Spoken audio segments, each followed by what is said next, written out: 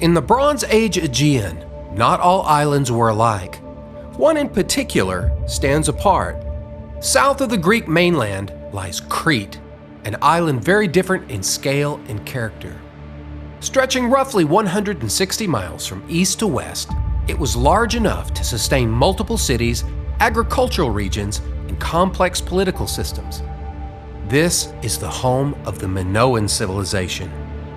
Minoan culture flourished roughly between 3000 and 1400 BCE, making it one of the earliest advanced civilizations in Europe.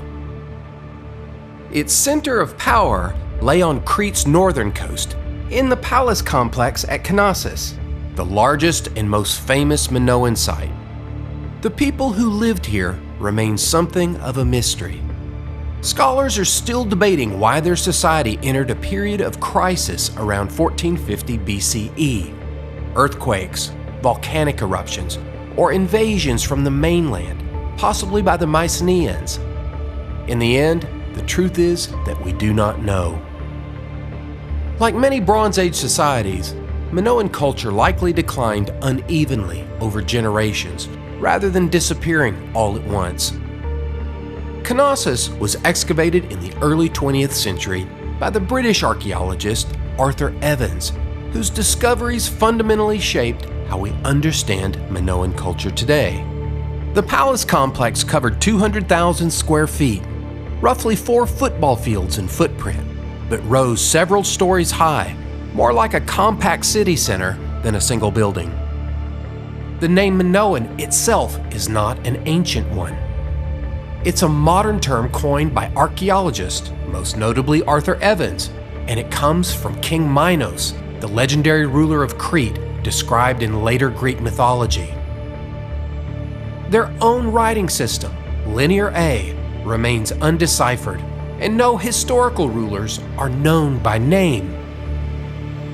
Later Greek writers remembered Crete as a thalassocracy, a sea-based power whose strength came not from walls or armies, but from ships, trade, and control of maritime routes. This memory aligns closely with the archaeological evidence, the absence of fortifications, prominent harbors, and an art tradition saturated with marine imagery. Minoan power flowed through the sea. What we see today at Knossos is partially reconstructed, and in some cases reflects Arthur Evans' early 20th century interpretations rather than Bronze Age reality. His reconstructions did more than rebuild walls. They shaped a lasting image of the Minoans as peaceful, elegant, and uniquely modern. The palace visible today at Knossos dates primarily to around 1700 BCE. Rebuilt after an earlier structure on the same site was destroyed by an earthquake. Constructed atop the ruins of the first palace, it was more open and complex, built largely of mud brick and wood, materials surprisingly resilient in seismic environments. Its distinctive red columns were made from inverted cypress tree trunks, with the wider end placed at the top. Unlike Egyptian and later Greek columns, which narrow as they rise, Minoan columns widen at the top, defying what most ancient builders considered visually normal. The palace also contains sophisticated drainage systems, terracotta pipes, light wells, and even flush toilets, reminders that Minoan innovation was not only artistic, but technological. When Evans surveyed the ruins, he was struck by the maze-like complexity of the layout. Corridors turned unexpectedly, rooms opened into other rooms, staircases led to multiple levels. To Evans, this seemed eerily similar to the Greek myth of the Labyrinth. According to later Greek tradition, the palace of Crete belonged to King Minos, and beneath it lay a vast maze designed by the mythical architect Daedalus. This labyrinth housed the Minotaur, a creature half human and half bull. Whether or not these myths preserve historical memory, they tell us something important. Later Greeks remembered Crete as a place of power, danger, and mystery. And interestingly, One recurring symbol appears throughout Minoan art and architecture, the double axe, known as the Labyrinth. The Labyrinth refers to sacrificial slaughter and ritual power. The word labyrinth may literally mean the house of the double axe. Here, myth and material culture intersect, not as history, but as memory. Unlike later Greek cities, Minoan centers were not fortified. There are no defensive walls, no citadels, no architecture designed primarily for war. Rather than expressing power through kingship, military force, or intimidation, the Minoans centralized authority through administration, storage, ritual, and maritime trade. One place where this centralized power becomes visible is on the walls. The Minoans were master fresco painters. At Knossos, fresco painting defined the palace, with many surviving examples dating to around 1450 to 1400 BCE. Only fragments survive, with darker, more saturated areas often original and lighter sections reflecting modern reconstruction. These are among the earliest extensive true frescoes. Fresco painting was slow, methodical, and unforgiving. A single full-scale figure could take up to 2 days to complete, and the results are extraordinary. The most famous fresco depicts bull leaping. Human figures grasp the horns of a charging bull, vault over its back, and land behind it, athletic and dangerous. We do not know whether bull leaping was ritual, sport, or symbolic. Bulls were clearly sacred on Crete, reinforced by both art and myth. They appear throughout Minoan art not as conquered animals, but as forces to be confronted and honored. Minoan figuration is animated and stylized. Narrow waists, long limbs, flowing hair, proud bearing. Bodies twist and move through space, celebrating motion. Over centuries, Minoan art became increasingly fluid, complex, and naturalistic. Akrotiri shows Minoan ideas spreading beyond Crete. On the Cycladic island of Thera, modern Santorini, archaeologists uncovered the Bronze Age town of Akrotiri.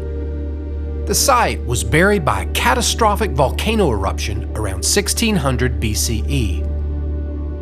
Ash and volcanic material preserve buildings, objects, and frescoes with remarkable clarity. No human skeletons have been found, suggesting that the inhabitants escaped, leaving behind a frozen moment of everyday life. Nearly every house at Akrotiri had at least one wall painting. These frescoes depict landscapes, seascapes, animals, and scenes of everyday life and ritual. The famous spring fresco, filled with lilies and swallows, is the largest and most complete prehistoric, pure landscape painting known, preserved by volcanic ash. One detail appears consistently in Minoan fresco painting. Male figures are shown with darker skin, while female figures are rendered lighter.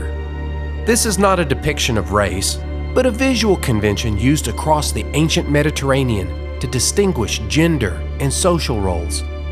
Darker skin likely signified outdoor activity and athletics, while lighter skin suggested indoor or ceremonial spaces.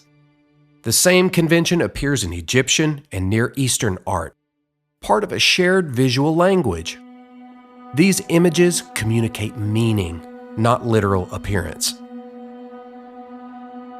Although Akrotiri lies in the Cyclades, its art follows this Minoan visual system, showing that Minoan ideas traveled, carried by ship across the Aegean. The sea did not isolate these cultures, it connected them. Minoan religion does not announce itself through monumental temples, but through objects, images, and ritual spaces woven into daily life. Returning to Knossos, we encounter one of the most debated objects of Minoan art, the snake goddess. These small figurines, about a foot tall, were found in a palace storeroom alongside ceremonial objects. They depict women holding snakes, wearing elaborate skirts, and exposing their breasts. The snakes and the feline perched on the head suggest power over the animal world. Are these figures goddesses, priestesses, or ritual participants? We don't know. What matters is not identifying exactly who they were, but recognizing how differently Minoan society structured gender, ritual, and power. Minoan representations of women differ sharply from later Greek norms. Female nudity appears without shame in ritual contexts, and women occupy a central role in sacred imagery. The exposed breasts often provoke modern discomfort, but that reaction tells us more about us than about the Minoans. Here, the exposed female body signified power, ritual authority, or life-giving force, not sexualization or transgression. Long after the Minoans, the Greek philosopher Xenophanes observed that humans imagine gods in their own image, that Ethiopians described their gods as dark-skinned, Thracians as pale and red-haired, and that if horses could paint, they would give their gods the forms of horses. Minoan art reminds us that divine images often tell us less about the gods themselves and more about the people who create them. It's important not to romanticize Minoan culture. Some scholars have proposed evidence for human sacrifice at certain sites, including the remains of children treated in ways similar to animal sacrifice. These interpretations are highly contested and not accepted by all archaeologists. Where such acts have been suggested, they may reflect moments of extreme crisis rather than normal religious practice. Attempts to restore balance during earthquakes, environmental disruption, and volcanic catastrophe. This remains speculative, but it reminds us that religious behavior can change dramatically in times of crisis. Minoan culture, for all its elegance, was not necessarily gentle. Minoan artistry extended to pottery and small sculpture. Using fast-turning potter's wheels, Cretan artisans created fluid vessel forms wrapped in marine imagery, octopus jars, pouring vessels, and flasks animated by sea life. For most Minoans, art was encountered not in palaces, but in vessels, tools, and domestic spaces used every day. The harvester vase from around 1500 BCE is especially striking. It shows 27 figures in procession, singing, and moving together, with one of the earliest convincing depictions of underlying musculature and ribs beneath the skin. Though barely larger than a cup, the vase is remarkably expressive. The Minoans also developed one of Europe's earliest writing systems, Linear A. It remains undeciphered but appears across Crete and the Aegean, suggesting a shared administrative language. Later adapted by the Mycenaeans as Linear B, the earliest written Greek, writing was limited to elites and would have appeared mysterious to most, even magical. Minoan art presents a paradox: power without walls, order without named kings, and an art tradition shaped not by conquest, but by movement. They painted life as it moved. When Crete's power faded, the center of the Aegean world would shift to the Greek mainland, where many Minoan ideas would be reworked under very different social values and political structures.